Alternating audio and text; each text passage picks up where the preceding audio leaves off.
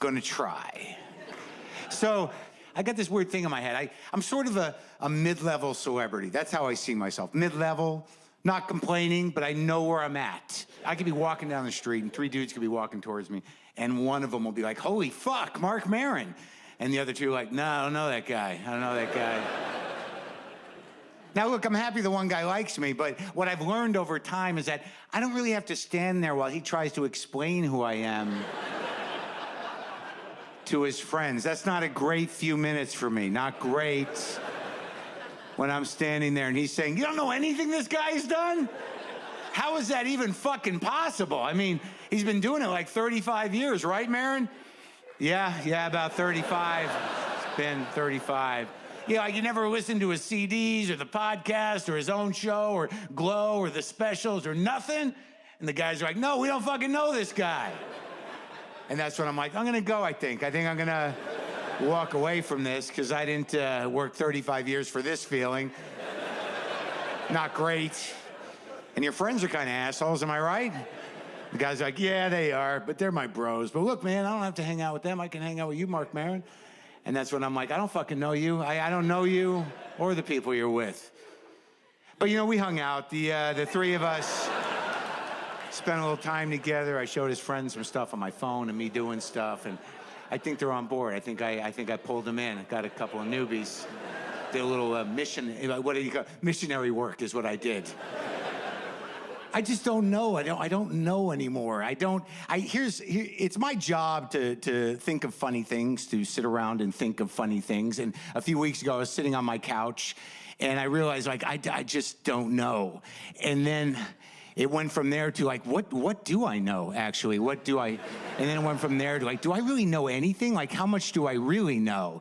And you got to be careful with this type of rabbit hole within your own brain, because it can go quickly to, like, do I even exist? Which is sort of sophomoric. But usually at that moment, I always look at my cat Monkey and I go, well, Monkey's there and he's looking at me, so I'm here. So Monkey's always the philosophy killer. I can always rely on him for that. But if you really think about what you really actually know, it's only a few things, like 7 things maybe everybody knows. The rest are just patterns you call a life. But like if you actually made a column of things you're pretty sure you know for sure, and they made another column of how you know those things, most of that column is like, no, some guy told me. You know, it's not sourced material. It's clickbait and hearsay, that's all. Goes into the head, locks onto a feeling. You're like, that sounds good. I'm gonna tell other people that. And that's how brand marketing works, and also fascism, we're finding. So, what is the point? The point is, like somebody, like, I don't know, look, I take vitamins, all right, I take them. I take them every day. I take vitamin B, vitamin C, vitamin D, and every day they're in my hand. I look at them. Turmeric? Yeah, you gotta take that shit. I do? Yup, for what? Inflammation. Of what? Just general inflammation? What is that? It's the new bad thing that causes all the other bad things. What happened to cholesterol? It turns out that's good for you. What? When did that happen? Turmeric, huh? Who told you about this? My trainer. All right, so the guy who wanted to do something else with his life saw something online, told you, and now you're dumping it into my head. Now I got to worry about whether I'm going to take turmeric or not? And I apologize. I know it's a little condescending to trainers, and some people get a little weird about that. I don't know why. Is that a surprise? Most trainers wasn't their life goal, all right? They had other plans. The team didn't work out. They didn't make the team. They were at the gym a lot anyways. Whatever. Just wasn't the big plan for them, all right? They ended up there. And they can take this criticism. I'm just calling a fact a fact. I'm not going to make fun of yoga instructors because that's different. That's sort of the last stop for them. You know, you want to be nice to them. You don't know how they got there. It's probably a harrowing tale, but you know you're kind of grateful they made it to wherever they are, and you know that you being in their class is as important to them as they are to you. Like, if it doesn't work out for the trainer, I'm sure he's going to figure out something else to do. The yoga instructor, we really don't know where that goes. You know, back to the turmeric guy. As he's walking away, he's like, oh yeah, if you're going to get the turmeric, Make sure you get it with black pepper in it or it won't activate. Now, right there, doesn't that make you go like, that sounds like bullshit to me a little bit? Am I that big of a sucker that you think I would believe that? Where's the science on that? That sounds like a couple of vitamin hustlers sitting over a mound of wholesale turmeric with a bunch of empty gel caps. One guy going, I don't know, man. I don't think we can move this just like this. It's just a spice. I think we got to add something. Yeah, like what, boss? I don't know why it's a 30s movie. I don't know, maybe another spice? Yeah, like, what, maybe pepper? Yeah, keep talking. Maybe we say it activates it? Holy shit, that's a fucking $1 million idea right there. Let's load up these gel caps. Maybe Rogan will move them on his podcast.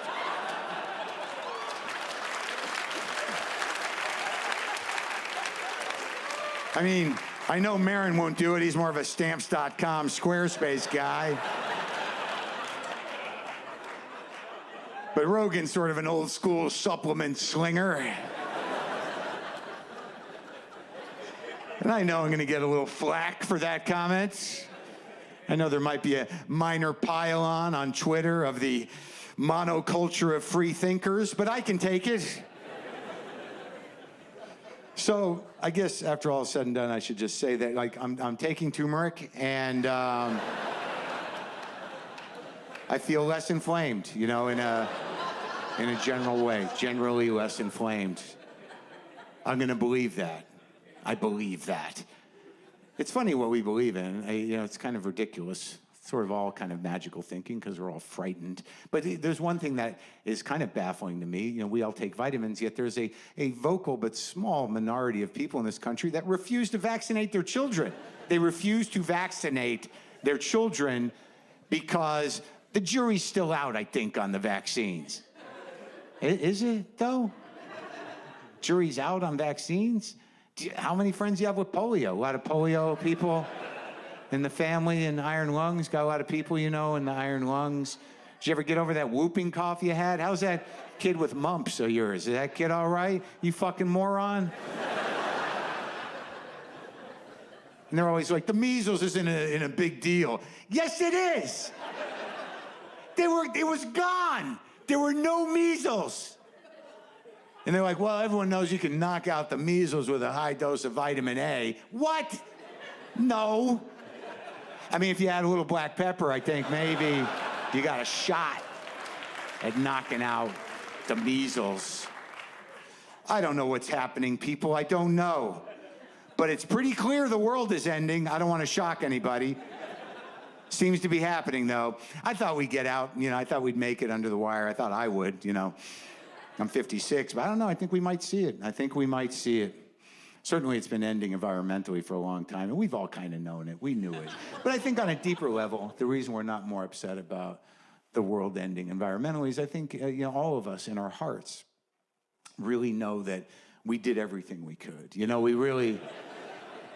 Right? I mean, we really did.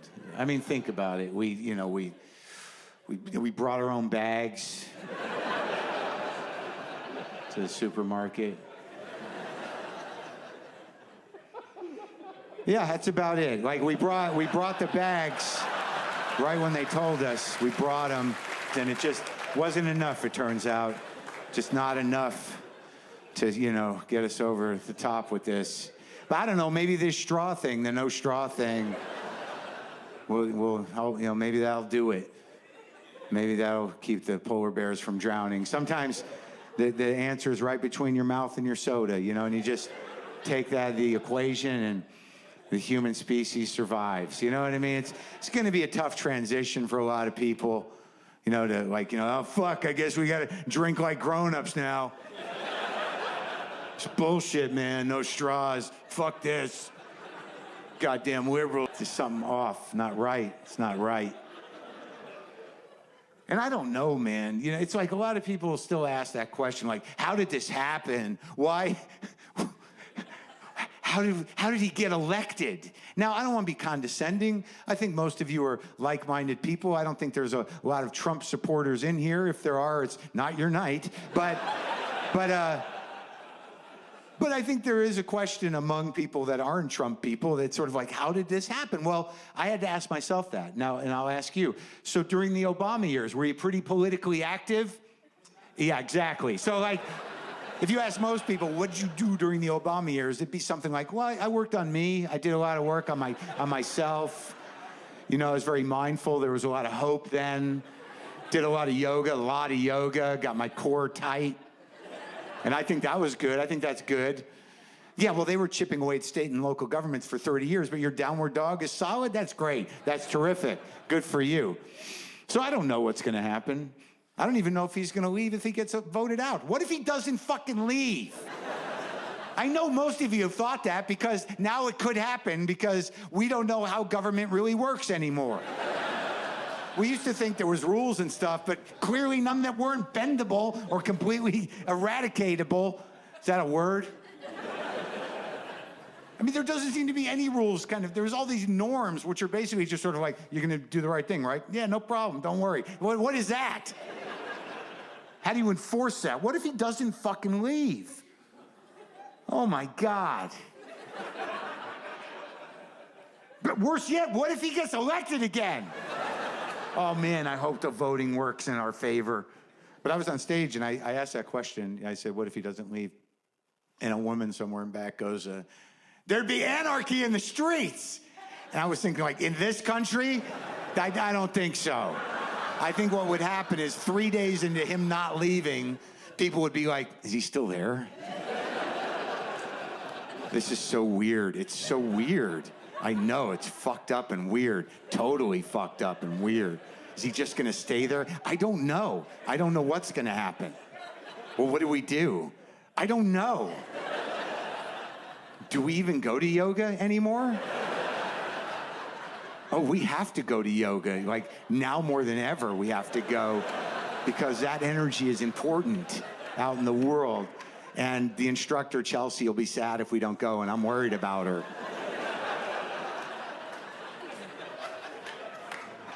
Oh, thank you.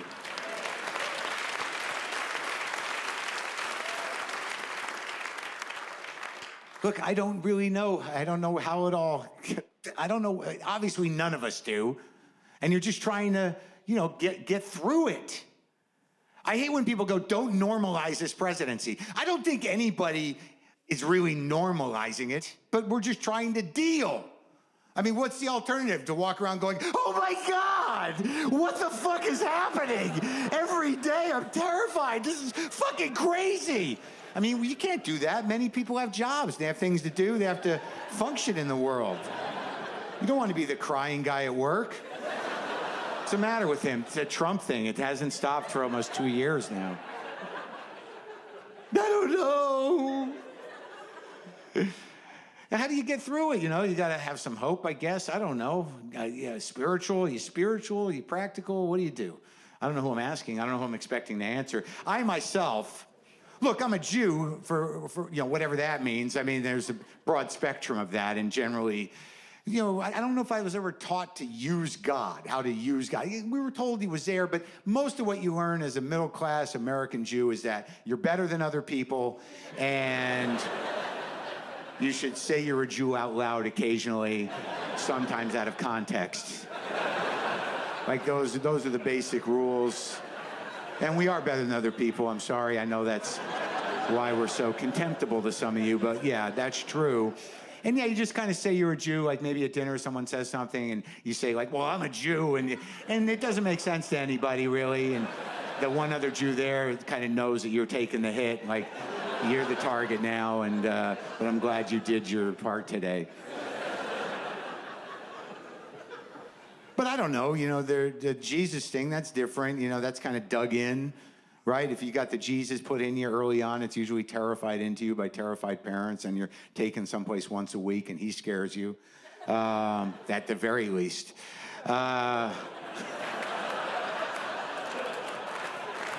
That's the best thing that can happen is just the basic fear, the God fear is good. Leave it at that. And that kind of sticks in there. It sticks in a little deeper. You know, so I'm not judging, your faith. Do whatever you got to do to get by, right? Jesus, Buddha, Allah, Yahweh, the Marvel universe, I think works for some people. It's a very popular belief system. They claim that it isn't.